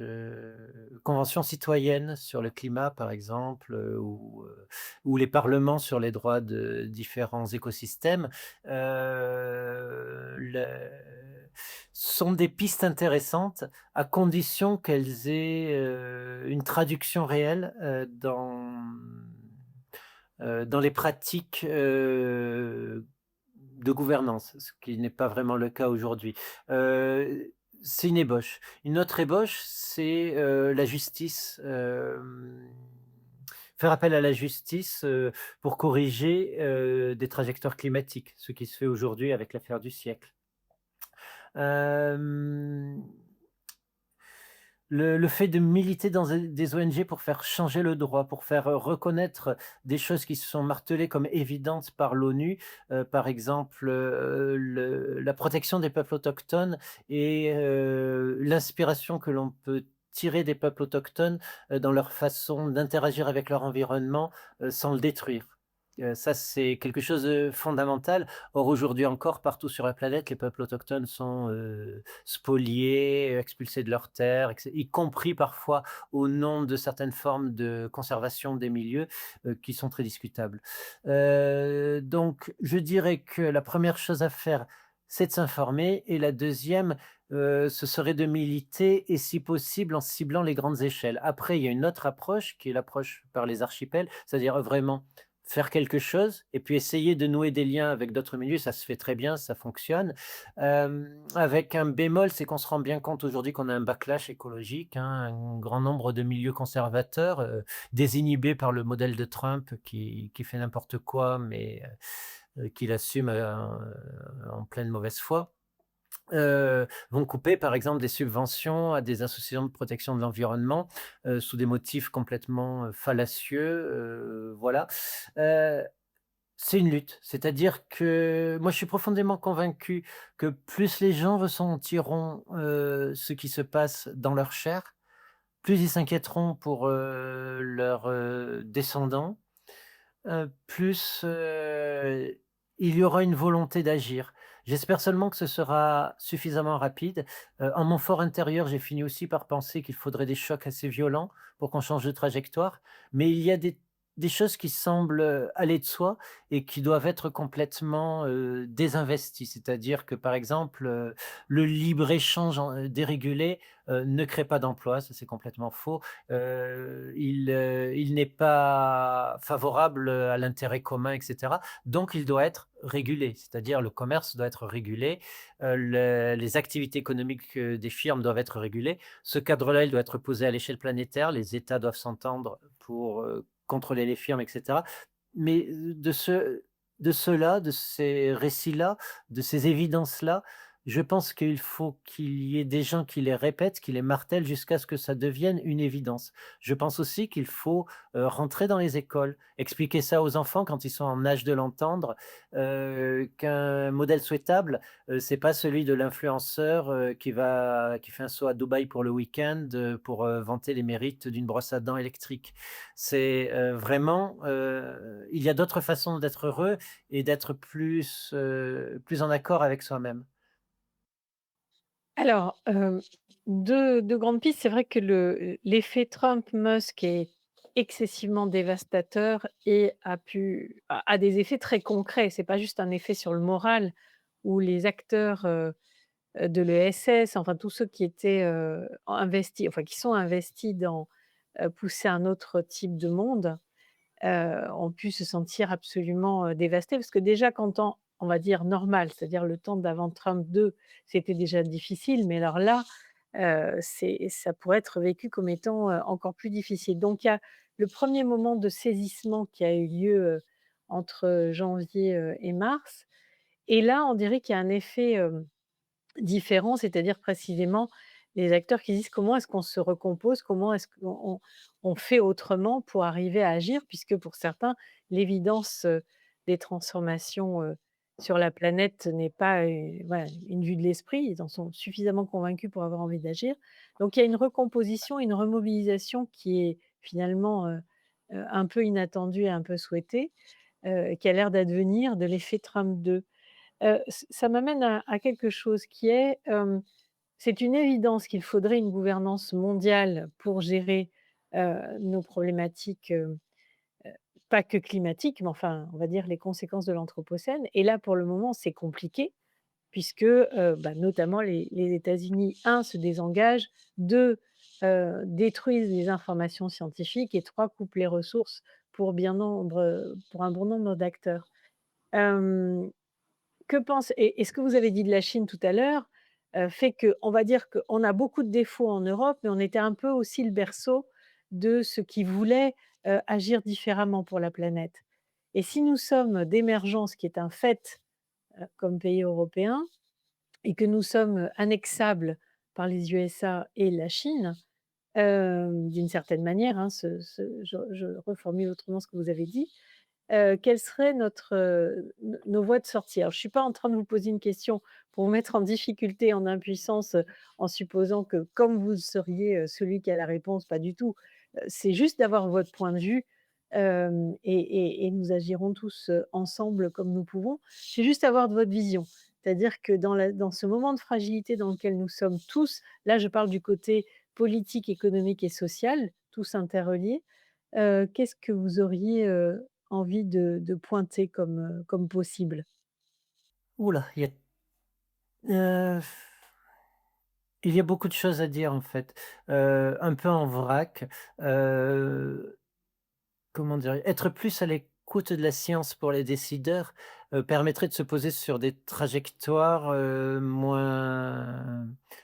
moins farfelues. C'est-à-dire qu'on entend beaucoup de politiques qui sont décomplexés, mais qui disent, un peu n'importe quoi. Il faudrait arriver par exemple à prendre le sujet de l'immigration de manière beaucoup moins fantasmée, se dire que de toute façon, il faudra des migrants. C'est déjà le pari qu'a fait l'Espagne. Heu, il faudra des migrants, par exemple, pour, rendre notre agriculture résiliente, pour avoir de la main-d'œuvre, qui accepte de faire, une agriculture, complètement différente, de celle qui existe aujourd'hui et qui est dévastatrice pour l'environnement et pour la santé humaine, et qui est surtout, vouée à structurée pour l'exportation, de produits à forte valeur ajoutée, comme des grands crus de vin ou comme la viande, de bœuf. Il faut, sortir un peu de ces trajectoires-là, avec du courage politique, je pense, et en expliquant également, ce qui est à l'œuvre. Sinon, effectivement, la situation va se dégrader de plus en plus et on va être soumis à de plus en plus de chocs. C'est-à-dire que quand on fait le panorama d'ensemble, des différentes ressources dont on va disposer et des trajectoires possibles, comment dirais-je?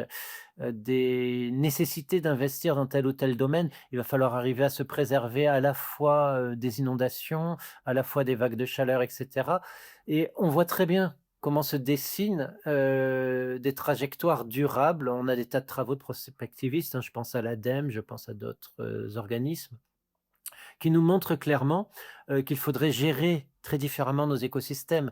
Arrêter de considérer nos forêts comme, de la ressource en biomasse et essayer de faire en sorte d'avoir des forêts biodiverses, les plus vieilles, les plus stables possibles, pour réguler les inondations, pour avoir des endroits où se réfugier en cas de canicule, pour avoir, voilà. Il faudrait gérer complètement différemment nos milieux pour pouvoir déjà dans un premier temps, heu, parer les pires effets du changement climatique et des interactions en cascade avec les autres dimensions, notamment le cycle de l'eau, le cycle de l'azote et cetera. On peut réduire assez fortement notre impact, sur les sociétés, sur, les dimensions sanitaires, sur les inégalités. Avec des politiques volontaristes, on a tous les éléments qu'il faut pour ça. On peut arriver à des autonomies alimentaires, sans aucun souci en France. On a cette chance-là, d'autres pays ne l'ont pas. Ce qui veut dire aussi qu'on doit repenser les solidarités internationales simultanément. C'est un peu un puzzle à réassembler. Je pense qu'il faut pour cela de l'intelligence collective. J'insiste vraiment sur le besoin qu'on se mette tous autour de la table et qu'on y réfléchisse chacun à son échelle. Je garde vraiment espoir dans l'exemple qui nous a été apporté par la Convention citoyenne sur le climat. Vous prenez 149 personnes de tous les milieux, vous les mélangez. Pendant 6 mois ou 1 an, vous les formez en faisant passer les experts qui leur expliquent ce qui se passe, qui leur expliquent et cetera, et bilan, vous avez 0 climato-sceptique dedans, mais vous avez des gens qui font des propositions tout à fait intelligentes, et le politique a tellement peur des conséquences que même si Emmanuel Macron s'était engagé à les reprendre sans filtre, en pratique, il y aura une vingtaine d'éléments qui seront avancés et puis une centaine d'autres mis de côté, ou désarticulés. Mais ce qui est intéressant, malgré tout, c'est que, correctement informée, la décision collective, l'intelligence collective, elle aboutit au même constat, que le constat scientifique. Voilà, et que, on a produit une science extraordinaire, même si aujourd'hui elle commence à être sous-financée effectivement avec des gens comme Trump et consorts. On a produit une science qui a les solutions ou en tout cas qui ébauche des voies vers lesquelles on serait moins en tension sur notre avenir. Et les politiques ne veulent pas en entendre parler parce qu'ils sont dans leur vieille lune, parce que, quelque part, c'est devenu un marché de la peur de l'immigration, la peur de la désindustrialisation, alors qu'on est déjà désindustrialisé et que l'on fait n'importe quoi, aujourd'hui en termes politiques, pour réindustrialiser. Heu, voilà, donc il faut avoir le courage, de questionner ce que l'on sait aujourd'hui, ce sur quoi on fonctionnait jusqu'ici en termes politiques, en termes économiques, et je pense que ça passe d'abord par l'éducation. Changer l'éducation, c'est le pari qu'on peut arriver à construire un monde, dans lequel on partagera encore nos ressources. Sinon l'autre trajectoire, elle est clairement établie par Trump et consorts, c'est, réarmer, mettre toujours plus dans l'armement, de façon à avoir les plus gros muscles et à dire, «Ben, toi tu me donnes cette ressource, sinon je te tape dessus». Mais ça, c'est une gestion de cour récré quoi, sans pion. C'est presque une piste eugéniste, à sa manière. Il y a un point que j'aimerais, ressortir maintenant, dans l'option des pistes et peut-être comme acte, comme moment conclusif. Vous avez nommé, la gestion différente du Japon et de l'Europe et je pense que ça, c'est une piste tout à fait intéressante. C'est-à-dire qu'en peu de temps, nous occidentaux et on va dire, plutôt encore plus européens, on vient de reprendre conscience, notamment en allant chercher auprès des peuples premiers des sources d'inspiration. Quand vous parlez d'intelligence collective, bah, il a bien fallu aller revoir chez eux comment ça fonctionnait, puisque nous, on avait perdu nos racines de coopération. Eh bien, la grosse différence que j'ai entendue en vous écoutant, c'est que, le Japon de cette époque-là est, alors shintoïste, bouddhiste, animiste, peu importe le nom qu'on va mettre, mais en tout cas, ils montrent dans leur comportement l'interdépendance totale dans leur cadre de référence. C'est-à-dire qu'ils sont liés aux autres espèces et ils vont utiliser, autre chose, un autre champ qu'on a balayé chez nous, qui est un champ de la spiritualité pour communiquer avec les autres espèces et faire différemment. Et on voit revenir, cette, compréhension de l'interdépendance de humain avec les autres espèces et ça pourrait ne pas uniquement nous toucher au cœur émotionnellement, ce qui est un bon levier, mais aussi, façonner autrement notre mode de pensée, donc un autre paradigme de pensée pour avoir un autre paradigme d'action. Qu'en pensez-vous? Ah, je suis totalement d'accord. On pourrait conclure sur un survol très rapide de l'histoire du Japon pour montrer en quoi on peut s'en inspirer. Pour mémoire, donc jusqu'au XVe siècle, jusqu'au XVIe siècle, le Japon est en guerre civile et puis à un moment, au milieu du XVIe siècle, des Portugais débarquent, 3 Portugais depuis, des navires chinois d'ailleurs, hein, ils n'ont pas atteint le Japon par leurs propres moyens. Avec des mousquets. Les Japonais avaient les meilleurs forgerons du monde à l'époque et ça leur prend quelques mois pour, copier les mousquets et les seigneurs qui s'en emparent parviennent à unifier le Japon. Et puis, il y a une série de coups d'État pour faire court, mais le deuxième unificateur du Japon, Hideyoshi, décide d'envahir la Chine. Il aurait pu y arriver sans la résistance désespérée des Coréens. Il avait la meilleure armée du monde à l'époque. La plupart des innovations techniques qu'on attribue aux Européens au XVIIe siècle ont été faites, sur les armes à feu, ont été faites par les Japonais, au XVIe. Le tir roulant, on mettait beaucoup de temps à charger, donc on mettait les tireurs sur 3 rangs. Le canon en rayure pour dissiper la chaleur du canon, qu'il refroidisse plus vite et qu'on puisse le recharger plus vite. Voilà. Et puis à la fin de ça, Hideyoshi envoie un groupe de gens un groupe d'ambassadeurs qui font le tour du monde. Ils reviennent, et le Japon a changé d'allégeance puisque à Hideyoshi a succédé, hem, la dynastie suivante, Tokugawa Uesig heu, ouh les Tokugawa donc, Ieyasu, voilà. Le nouveau shogun décide, sur réception de cette ambassade, il apprend le destin des Aztèques par cette ambassade et il décide de «fermer» entre guillemets le Japon, c'est-à-dire d'interdire aux occidentaux d'y mettre le pied. Ça ne veut pas dire que les Japonais sont isolés du monde, ils reçoivent sur une île artificielle au large, d'Hiroshima, à Deshima, les Néerlandais et ils se procurent des livres et ils les traduisent, et du coup, on a une civilisation pacifique qui est une dictature, hein, c'est pas voilà, qui a les mêmes problèmes que l'Europe, la déforestation, les loups, qui le gère à peu près pareil que l'Europe, mais avec des nuances. Ils installent un système de reforestation, de foresterie scientifique, parallèle à celui de l'Allemagne, mais probablement moins dévastateur du milieu. Et associant plus les populations locales, les villages et cetera, à la gestion du milieu forestier. Bref, ça fonctionne très bien et puis ils sont persuadés qu'ils ont les meilleures armes à feu du monde, donc ils sont tranquilles que personne ne viendra les embêter. Et puis en 1853, les États-Unis, mais ça aurait pu être une autre puissance, hein, quelques années avant, on avait fait la première guerre de l'opium à la Chine, enfin les Britanniques ont fait la première guerre de l'opium à la Chine. Et donc, les Japonais découvrent, comme les Chinois, qu'en fait, face à l'artillerie occidentale, leurs vieux canons du XVIe siècle ne sont plus opérationnels. Bref, donc c'est le choc, l'humiliation nationale. Il y a une guerre civile au Japon. L'empereur, qui était jusqu'ici une marionnette politique, revient, au centre du jeu et il décide de s'occidentaliser, en fait, parce qu'ils pensent que comme l'Occident domine le monde, il faut être comme les Occidentaux pour s'en sortir. Donc ils ouvrent des académies, ils ouvrent des écoles de guerre. Au début, ils demandent à des Français de venir les former à l'art de la guerre parce que les Français sont supposés être les meilleurs combattants. Puis il y a 1870, la défaite face à la Prusse. Donc ce sont des Prussiens qui viennent former les Japonais à l'art de la guerre. Peu importe. Au final, en 1895, les Japonais affrontent, les Chinois.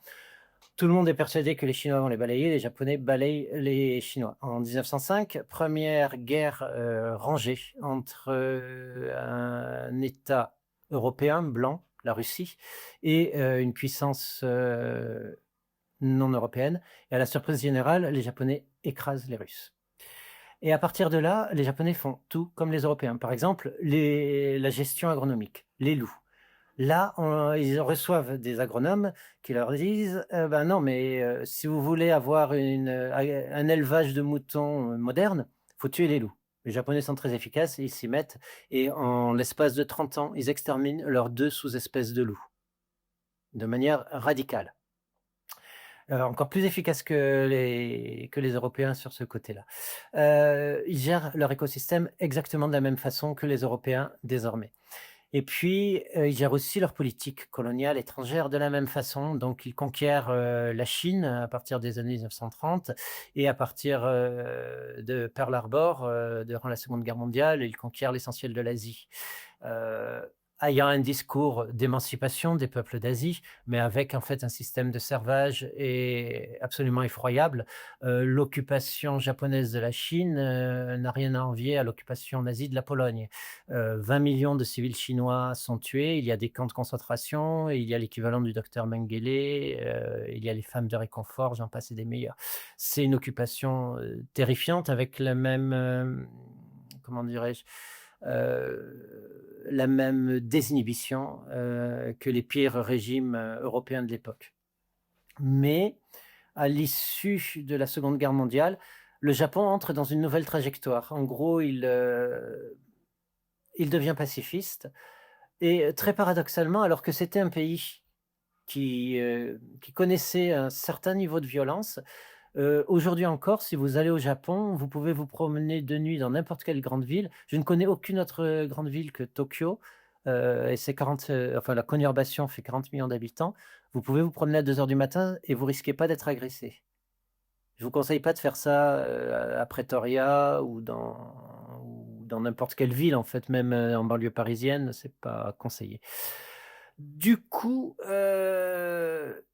pour moi, ça me remplit d'espoir. C'est-à-dire qu'une société peut changer, on en revient au choc des civilisations, une société peut changer de nature assez radicalement du jour au lendemain, si les gens ont passé un choc collectif et décident de reconsidérer le pacte social. C'est vraiment ce que nous montre l'histoire du Japon à plusieurs reprises. Ils ont changé, leur société de manière très forte. Alors bien sûr, c'était un archipel, bien sûr, il y avait une certaine homogénéité, qui a été aussi imposée par un État-nation, hein, de la langue, de la culture. Il y avait une beaucoup plus grande variété en fait au XVIe siècle des dialectes, des façons d'être et cetera au Japon que ce qu'il y a aujourd'hui. Mais dans l'ensemble, ça nous montre qu'on peut faire mieux avec ce qu'on a et quelle que soit la situation. Voilà et c'est ça aussi que montre l'histoire globale, c'est que l'histoire en permanence est un carrefour. On ne sait pas où on va, on sait que ça va dépendre de choix collectifs, de choix politiques, d'une tension, d'une négociation entre ces choix-là, entre ceux des élites, entre ceux, des masses, et que du coup, l'histoire, c'est un peu comme une boule, qui tourne sur elle-même. On ne sait pas trop quelle trajectoire, quelle force va l'emporter et sur quelle trajectoire on va basculer. Mais, pour ma part, je ne pense pas, le défaut peut-être de l'anthropocène, c'est de penser en termes de système et de se dire: «Ben, on est en train d'injecter énormément de gaz à effet de serre dans l'atmosphère, donc on va continuer à se réchauffer et donc à telle tension, telle forme de vivant va disparaître». Or c'est faux. On sait par exemple pour les chênes, il y en a qui ont calculé que la France se réchauffant mécaniquement sur cette trajectoire-là, on n'aurait plus de chêne en 2070 ou 2060, je ne sais plus la date exacte, parce que le chêne a besoin d'un certain taux d'humidité et cetera. Ce qu'ils n'ont pas compris, c'est qu'en fait les chênes, ils sont déjà passés par des périodes de sécheresse, sensiblement équivalentes bien avant et qu'ils ont survécu. Pourquoi? Parce que d'abord, un chêne, c'est une communauté dans une forêt, on partage les ressources, on partage, l'eau, on partage, les ressources, d'éléments que l'on va chercher profond dans le sol grâce à des communautés mycorhiziennes et si les chênes en lisière meurent, ceux à l'intérieur, ils s'adaptent. Ils, sont stressés, ils changent leur génétique dans leurs glands et il y a d'autres chênes qui poussent qui sont plus adaptés au changement climatique. Le vivant peut s'adapter, il n'est pas, comment dirais-je, paramétré sur un PowerPoint. En revanche, les sociétés humaines, elles mettent quand même plus de difficultés, semble-t-il, à changer leur logiciel et elles à s'adapter. Mais l'adaptation est possible. Voilà, c'est vraiment ce que je voudrais retenir, tant du côté des écosystèmes que du côté des sociétés. Bah, je vous remercie pour cette note, d'espoir en effet, parce que c'est très important de voir que ce que vous avez pointé, c'est qu'un choc, peut, secouer suffisamment les acteurs d'un lieu, d'un territoire, d'un pays pour, changer. On a la capacité de revisiter profondément notre fonctionnement, notre paradigme, nos récits et comme vous le disiez, d'engager un nouveau contrat social. Donc c'est vraiment une très belle piste d'espoir premièrement et deuxièmement une belle piste d'espoir politique également puisque, bah, voilà, il y a des élections, des maires, qui vont avoir, lieu et on voit bien que c'est dans les territoires que les choses les plus spectaculaires sont envisagées et mises en place. Donc, bah, je vous laisse peut-être une phrase de la fin, pour, conclure complètement. Est-ce que vous auriez, envie de dire, quelque chose, une petite phrase pour terminer?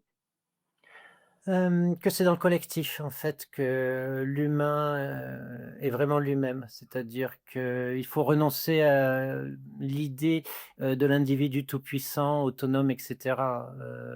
C'est vraiment dans le collectif que l'on trouvera la force de passer les épreuves. Eh bien, je vous remercie pour, cet entretien, riche et je laisse nos auditeurs se précipiter sur vos ouvrages, passionnants. Merci Christine.